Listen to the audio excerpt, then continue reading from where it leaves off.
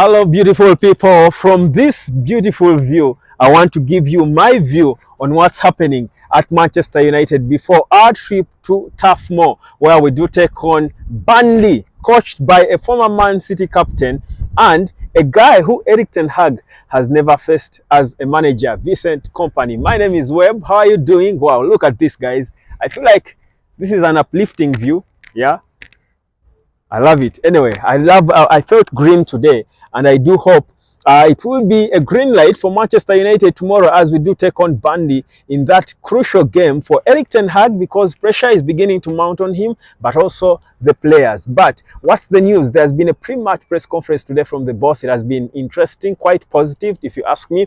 Considering what I expected, I feel it was quite a positive one. We got some positive updates on our injured players. First of all, Kobbie Mainoo. For me, I love the fact that the boss confirmed it, that Kobbie Mainoo is back training, but alone in isolation. And Sofian Amrabat actually as well is also training, but alone. So Amrabat is most likely not going to be playing in that game tomorrow. His debut might wait for a bit. But for the young Kobbie Mainoo to be back, seeing the reflecting on the injury we saw him get in the first few minutes against Real Madrid in a big game, a big opportunity for him, I feel happy knowing that he's back training. So that's a bit of the update. But also, we do know that some of the key senior players who have been injured, Raphael Varane, Mason Mount, are also back. They have been training, but Ten Hag doesn't seem to be sure about their fitness. He doesn't perhaps want to reveal now. Maybe one of them, Harry Maguire, maybe one of them could be in the squad, most probably Varane or Mount, or one of the two. But they are not at 100% from how he seemed to suggest. But anyhow, regardless which players are fit and available for this game, guys, I do think there should be no excuses for Manchester United not to beat Burnley. Not that it should be an easy game. It can't be an easy game. There are no longer any easy games for Manchester United. There are never any easy games at this level in football. So I think what we've got to do is dominate this Burnley team, because trust you me, we are calm now, but if we don't get a convincing victory against Burnley, I think it's going to look so ugly on us, because we should have come of age. Leave alone the excuses. Whichever players are there should be able to deal with Burnley. They only got a draw against Nottingham Forest. Got a some happy feeling in the Premier League. It's been a proper baptism of fire for them. They started with Man City, who beat them.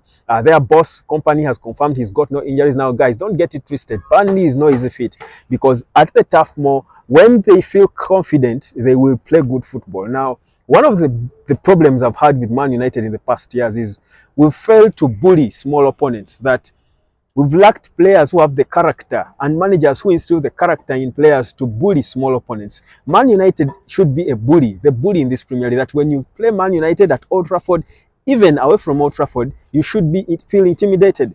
The thing is, Manchester United lost that. So we make small teams feel comfortable playing us, and when that happens, when they become comfortable and they start playing, they beat us. That's how Burnley beat us. And with Burnley, their confidence has grown. But even from the first game for Ten Hag, when they beat us at Old Trafford, it's the same thing. We let them feel comfortable. We didn't bully them at Old Trafford. United has lost that, that scary fear factor in them. We are seeming to build a squad that can bully, because bullying your opponents depends on your squad, the confidence of your players. So if Erik Ten Hag comes and does not bully Burnley and show them you're a small club, we might have our issues and struggles, but you're a small club. You can't just come here in your first season in the Premier League with a rookie manager and you think you can play us.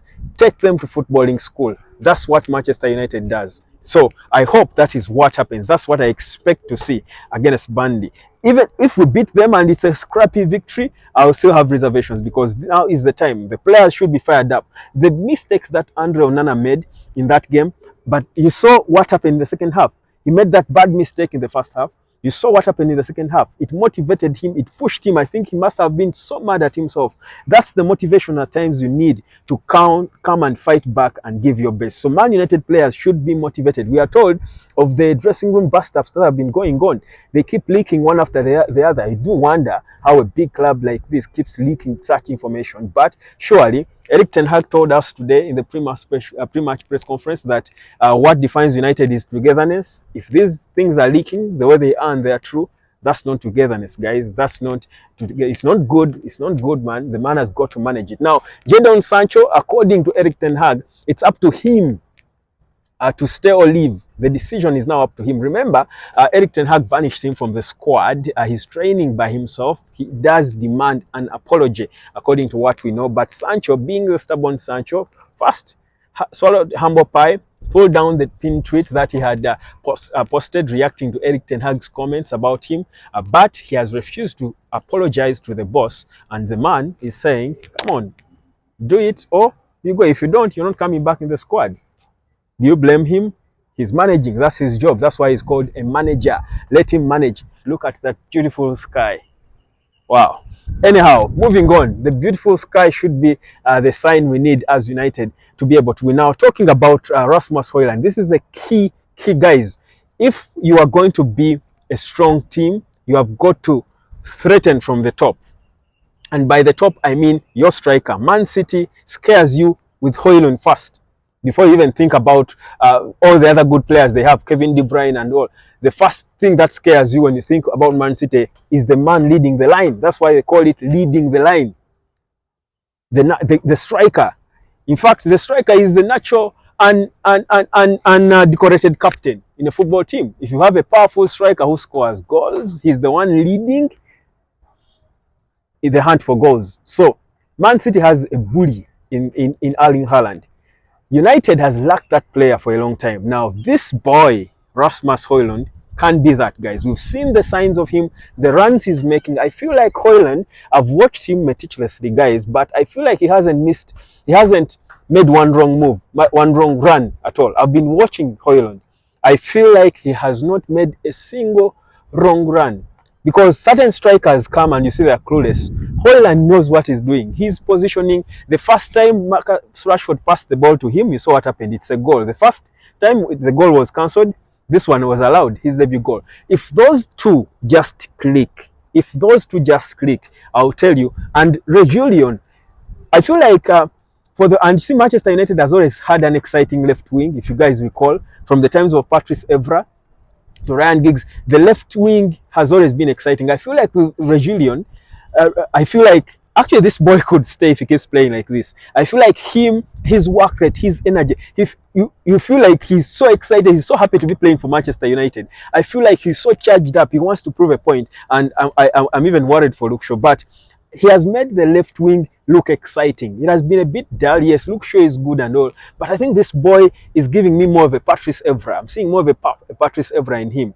I feel like he's making the left wing look like it's busy. So you have him, and I like the way he plays with Marcus Rashford. Now that left wing is going to become a big threat for Manchester United. You guys focus on the left wing of United.